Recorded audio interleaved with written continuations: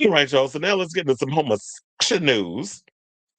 And let's talk about Queer Eye. So Karamo has finally broke his silence on why he pulled out of doing press for the 10th and final season of Queer Eye, that horrible ass show. I hated that show. I don't like none of them queens on there, quiet as it's kept. But this is good, messy grist for the mill. So we're going to talk about it. And basically revealed to people in an interview the final straw that led to him being like biocondios to them hoes on that damn show. So let's get into the tea. So the reality star spoke to people in an interview published Tuesday about the final straw that led to his bombshell decision not to do press. The 45-year-old, who appeared in 10 seasons of the reboot alongside Jonathan Van Ness, Anthony Porowski, and Tan France, confirmed reports that his mom overheard cast members trash talking him on set. Excuse me, Brown recalled his mother telling him so with tears in her eyes as she reported, thought they were your friends. Shallow faggots don't know how to be friends with people. And people like Tan France, who gives me, I hate being brown. I want to be a white woman so bad.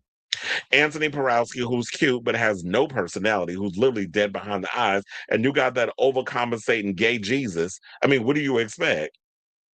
We're not gonna put Mr.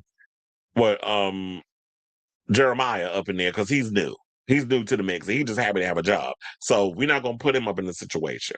But the rest of them three bitches I thought was phony. And my thing was this: if Bobby Burke came out and said he took issue with certain bitches on that set, particularly a little Indian hoe in the back, why y'all surprised that Karamo had smoke with them three too?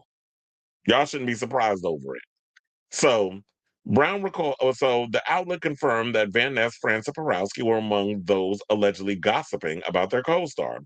I wonder what the tea was. Like, y'all need to reveal what was said. I mean, there was rumors that was talking about how like they didn't like how Karamo's delivery on certain things or the advice he was given. They wasn't feeling the advice he was giving, whatever the case is. But my thing is that's not up to you. He's an expert, since that's the job they gave him on what he's doing. He's fulfilling that. Mind the business that pays y'all. Do what your fulfillment is there for. Don't worry about what he's doing over there. Keep that shit to yourself. Child, they wouldn't want me on this show because I'd be fighting. It would literally turn into baddies up in there if it was me. But then again, you want to be able to maintain a career in the Hollywood industry. So I can tell you what happened. But you know, this mouth is lethal. So it's only but so much I'm going to hold back on before I go in and let have. Now, reps for Van Ness, Porowski, Burke, and France did not immediately respond to Page Six's request for comment. When Brown made headlines for pulling out of season 10 promotional tour earlier this year, he shared a cryptic statement about protecting his mental health and slash peace from people who seek to destroy it. At the time, he pointed out, if I stay quiet right now and pretend I'm sick of something, whose peace am I protecting? Brown, who felt depressed and trapped while filming, opened up on Tuesday about experiencing behavior that does not fly in a professional environment that impacted him negatively consistently. Multiple sources told People his dynamic with Van Ness and France were especially strained. Believe it, because they literally look like Van Ness. I heard that he got some issues. He was very much having outbursts and being very nasty on the show. Like Rolling Stone, I believe, if I'm not mistaken, did a whole expose on the gay Jesus. And Tan France definitely gives me condescending fucking bitch. Like, you know, them uptight, stink nose in the air fucking Brits. He definitely gives that.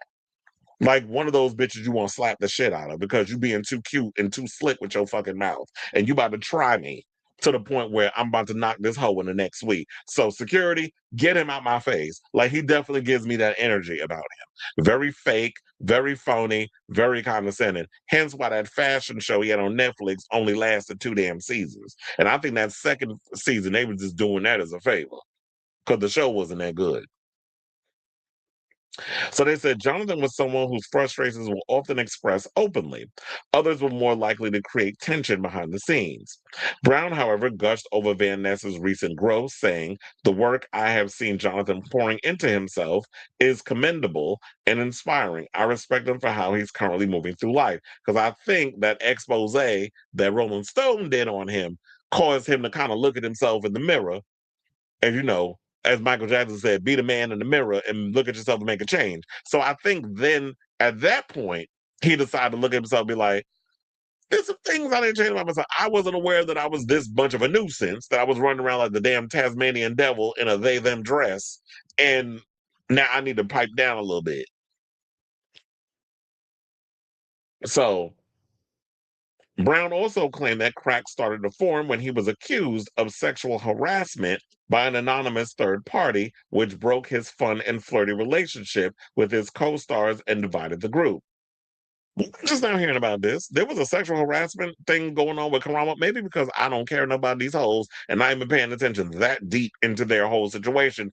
I didn't know there was a sexual harassment situation going on to the point that he was like, yeah, I was being affectionate and fun and flirty because this is what we do. And now it's like, now you're looking at it like, oh, you're harassing me or whatever the case is. So now if it's at that place, I'm not going to play around with you anymore. While Brown claimed to have been cleared of wrongdoing, a source disputed this, confirming an investigation wasn't conducted and all parties wanted to move on with the show. An insider confirmed to People that the series was toxic as hell behind the scenes, and Brown claimed a senior executive once threatened to get rid of him amid creative differences. But of course, the production company ITV America and Scout Productions strongly disagreed with Brown's characterization. So, of course, he's making this up. Throughout the series run, any issues brought to production leadership were taken seriously and addressed appropriately, read the statement to the outlet. Production consistently fostered a respectful and professional environment for the cast and crew, which included ongoing training, coaching, and other support for the cast, maintaining clear workplace policies and practices throughout filming. Now, when rumors swirled in January about the cast rift, Porowski subtly addressed the drama in an Instagram post, saying it's not about how or even that it ended. The journey of it all was the part I'll hold close to my heart. This was the 42-year-old told his social media followers. When a fan blasted the backstage mess going on, Porowski wrote, authenticity is about being honest about the complexities of life and knowing two things can exist at the same time, whatever the fuck that means. Like, if you're not going to be clear in what you're talking about, then kindly be quiet. I hate when y'all just be beating around the bush with stuff. Like, if stuff is going on behind the scenes, if you're gonna put it out there, put it out there. Stop talking out of the sides of your mouth and thinking that we just gonna sit and have to decipher through all the context clues. Ain't nobody got time for that. Now, Bobby Burke, who left in season 8, was replaced by Jeremiah Brent, cheekily promoted his own HD TV show as speculation swirled. And also, Bobby Burke went and revealed that Tan France personally was going around trying to get Jeremiah to be on the show and push him out.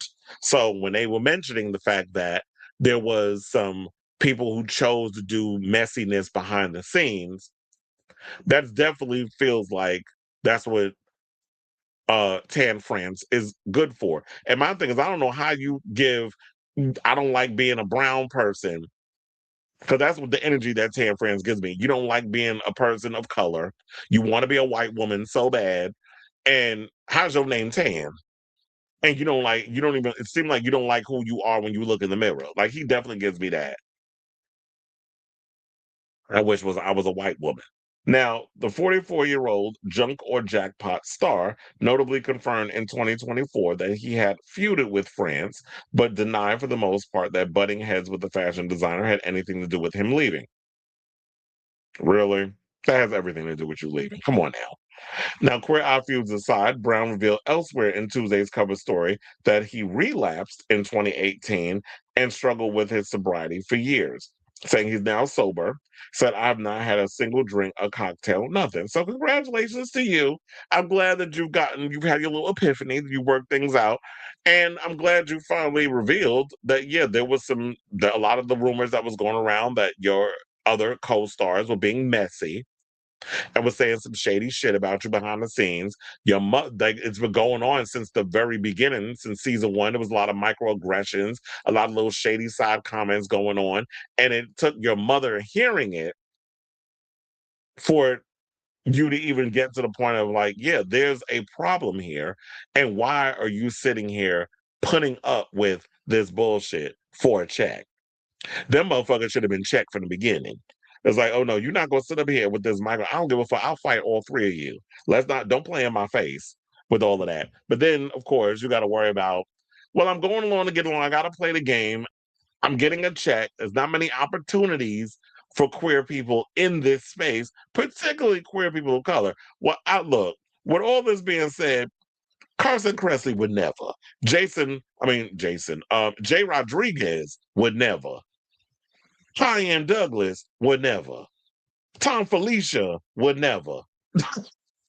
And the other one, who's the other one that I may have missed? You remember the old Fab Five? They would never do all this mess that these old tied rhymes with maggots be up in here doing for a check and some notoriety. Because look, the show's over. Don't nobody care, nor are they gonna be following anything the rest of you hoes gonna be doing. Well, at least I'll speak for me. I won't. So I say all this to say, what do you guys think of this story? And I know some people gonna throw in the fact, oh, well, Kamala's done this and blah, blah, blah. We ain't talking about what he did on his show or little problematic things in the past. We're talking about the things he had to endure, a lot of shady comments, a lot of bullying from his counterparts, where it goes to show that at the end of the day, gays are messy. They worse than women when it comes down to if you working together and trying to, oh, we're all a family, and they be hugging all over each other. Meanwhile, you got a whole lot of shit to say about me behind my back because you ain't got the balls to say it to my damn face. So I definitely want to hear from y'all. Let me know what your thoughts are on this story in the comments down below.